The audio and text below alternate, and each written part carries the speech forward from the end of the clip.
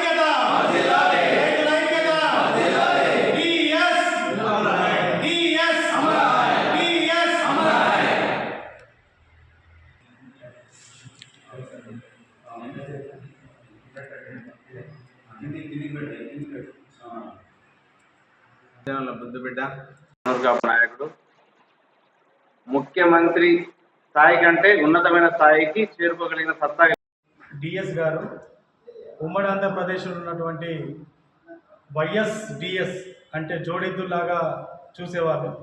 ఎందుకంటే YS డిఎస్ది combination అట్లుంటుండే.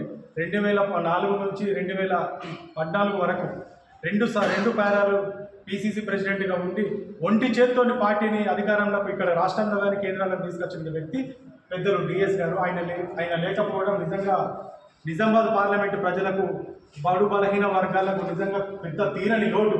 ఆయన ఉన్నట్టయితే ఎందరో ఆదర్శంగా తీసుకొని ఎందరో మంది చిన్న స్థాయి నుంచి డిఎస్ గారు ఎదిగిన వ్యక్తి. అలాంటి వ్యక్తి ఎందరో రాజకీయ నాయకులుగా తీర్చిదిద్దిన వ్యక్తి డిఎస్ గారు. ఆయన లేకపోవడం నిజంగా మా దురదృష్టకరం.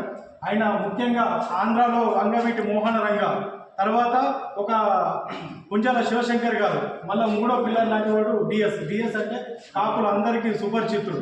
ఆయన వాడడం వల్ల ఎక్కడో మేము బడుగు బలైన వెనుక ఉన్నటువంటి మేము ఇవాళ ఇంతటి స్థానంలో ఉన్నామనంటే అది డిఎస్ గారు పెట్టిన పుణ్యమే. నిజామాబాద్లో అయితే నిజంగా ఇవాళ మున్నూరు కాపులు మంచి ఒక ఉన్నతమైన స్థానంలో ఉన్నారు అని అంటే అది డిఎస్ గారు ఆయన చొరవ వల్లనే ఉన్నది. ఖచ్చితంగా ఆ కుటుంబానికి మేము ప్రగాఢ సానుభూతి వ్యక్తం చేస్తున్నాం. ఆయన ఆశా సాధన కోసం మరింతగా ఆయనను ఆదర్శంగా తీసుకొని ముందుకు సాగుతామని కోరుచున్నాం.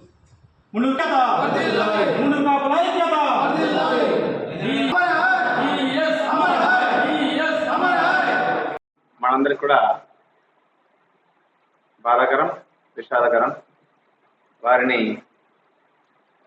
స్మరించుకోవడం, అలాంటి వారి అడుగుజాడలు నడిచి రాజ్యాధికారమే ప్రథమ కర్తవ్యంగా మనం ముందుకు సాగాలని మున్నూరు కాపు సంఘం కొట్ల నియోజకవర్గం తరఫున